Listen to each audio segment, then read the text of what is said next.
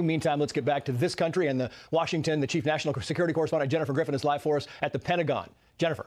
Well, Trace, I think what's so extraordinary about tonight's strikes, not only all eyes were on Fordo, and for the past week we've been talking about the B-2 bombers and the massive ordnance penetrators. Those are the 30,000-pound GBU-57 bunker buster bombs. What we can report tonight, after Sean Hannity spoke to the president, we learned that there were 6 massive ordnance penetrators dropped on Fordo. And as the president wrote on Truth Social, that Fordo site is gone. My sources tell me that those bunker buster bombs would have been dropped through the air ventilation shafts at Fordo. So most likely 3 bunker busters through each of those shafts. We had been focusing on the entrances. There are 2 entrances to the Fordo site, which is 300 feet underground. We've also reported that the MOP bomb can penetrate about 200 feet underground, but they work in pairs. The B-2 bomber, which flew out of Whiteman Air Force Base, they fly nonstop and are refueled along the way to this site at Fordo. They drop one MOP bomb, a 30,000-pound bomb that goes about 200 feet down. There's soil that is then removed, exposed, and then the second bomb, which drops into a hole that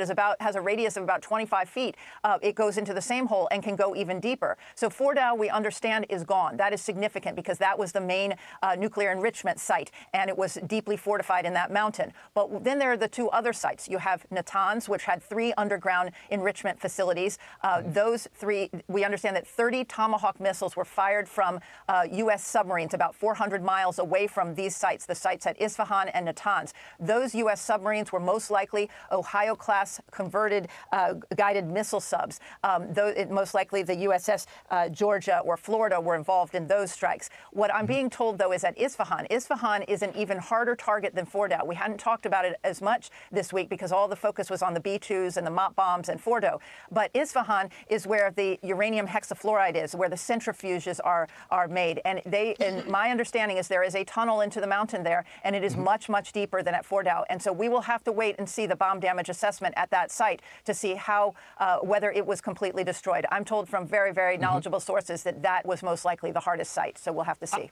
I know we're still getting new information coming in here, Jennifer, but just for kind of clarification here, we have been told, or we've been kind of reporting that the B-2s went in and they went into Fordo and may have dropped as many as 6 of the bunker busters, and there were as many as 30 Tomahawks fired at Natanz and Isfahan. And I'm wondering, do we know, have we ruled out the possibility of any bunker busters being used on Isfahan and on Natanz? I'm told that the bunker busters were used at Fordo and that it was the Tomahawks that targeted Natanz and Isfahan. So at this point in time, you would have had at least 3 B-2 bombers there above Fordo. Again, when we woke up this morning, all eyes were on the reports and the sightings, the radar trackers, the flight trackers who saw that there were those 6 B-2 bombers flying towards Guam. And now if you were to fly from Whiteman Air Force Base in Missouri all the way to Iran, let's say, that's a 30-hour straight flight. So those bombers could not possibly have been involved in this strike. That's when we look at what would have been flying east.